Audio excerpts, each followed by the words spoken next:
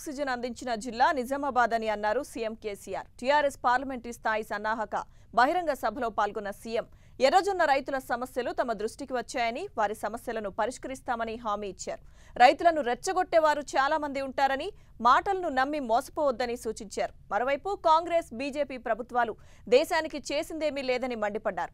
ఇక ఈ నెల 21న ఎంపీ అభ్యర్థుల పేర్లను ప్రకటిస్తానన్న కేసీఆర్ అభ్యర్థి ఎవరైనా గెలిపించాలని కోరారు. ఎర్రజొన్న రైతులకు నేను ఒకటే మాట మనవి చేస్తా ఉన్నా.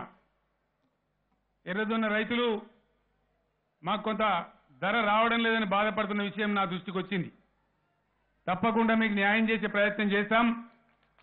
అదేవిధంగా గతంలో కూడా మీరు మర్చిపోవద్దు, కాంగ్రెస్ ప్రభుత్వంలో ఫైరింగ్ వరకు తీసుకెళ్లి 10.5 కోట్లు బకాయిలు పెడితే వాగ్దానం చేసి ఆ డబ్బు చెల్లించిన ఘనత కూడా టీఆర్ఎస్ ప్రభుత్వానిదే. ఇప్పుడు కూడా మిమ్మల్ని వదిలిపెట్టే ప్రశ్న లేదు. తప్పకుండా మీకు న్యాయం జరిగేటట్టు చర్యలు తీసుకుంటాం. ఎలక్షన్ సభ కాబట్టి ఇప్పుడు నేను ఏం అనౌన్స్ చేసినా ఒక బదనాం మన మీద పడుతుంది. కానీ తప్పకుండా స్థానిక మంత్రి గారితో, నాయకులతో మాట్లాడి ఏ విధంగా అయితే ఎర్రజొన్నలు అయితే లాభం అవుతుందో ఆ లాభం చేస్తా అని చెప్పి నేను మనవి చేస్తా ఉన్నా. మీరు మంది మాటలు పట్టుకొని ఆగం కావద్దని కూడా ఈ సందర్భంగా మనవి చేస్తా ఉన్నా. జూన్ కాకపోతే జూలై, జూలై కాకపోతే ఆగస్టు కాళేశ్వరం స్టార్ట్ అయిపోతా ఉంది. ఒక్కసారి దాన్ని స్విచ్ వచ్చినామంటే శ్రీరామ్ సాగర్ ఈ జన్మల కూడా ఎండిపోదు. అదేవిధంగా నిజాం సాగర్ కూడా ఈ జన్మల ఎండిపోదు. బ్రహ్మాండంగా మనకు కావాల్సిన నీటి సదుపాయం ఉంటుంది. కడుపు నిండా నీళ్లు ఉంటాయి, కడుపు నిండా కరెంట్ ఉంటుంది, వ్యవసాయం పెట్టుబడి ఉంటుంది.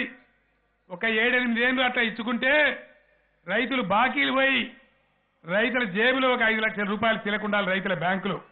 అట్లా జరిగితే అది బంగారు తెలంగాణ. దానికోసం మనం పోరాటం చేస్తున్నాం. రాహుల్ గాంధీ గారు ఉపన్యాసాలు వింటున్నారు, ప్రధానమంత్రి మోడీ గారు ఉపన్యాసాలు కూడా వింటున్నారు.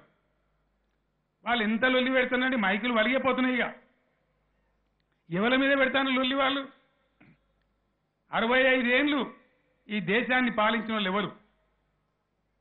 70-73 ఏళ్లలో 54 సంవత్సరాలు ఈ దేశాన్ని పరిపాలించింది కాంగ్రెస్ పార్టీ కాదా?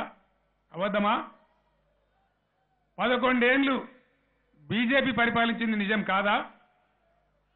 ఈ 65 ఏళ్ళు మీరు చాలా 6 చందమామలు 7 సూర్యులు పెడితే దేశం వెలిగిపోతుండే కదా. ఎందుకు పెట్టలేకపోయిందని చెప్పి నేను అడుగుతా ఉన్నా. ఎందుకు పెట్టలేకపోయిందని అడిగితే ఇతరులను నిందిస్తారా, తిడతారా, దాడి చేస్తారా, పిచ్చి పిచ్చి కూతలు కూస్తారా? నేను చెప్పింది ఏది అబద్ధం, ఏదైనా అబద్ధం ఉన్నదా? నేను 21వ తారీఖు నాడు అందరినీ కూడా ప్రకటించబోతా ఉన్నాను.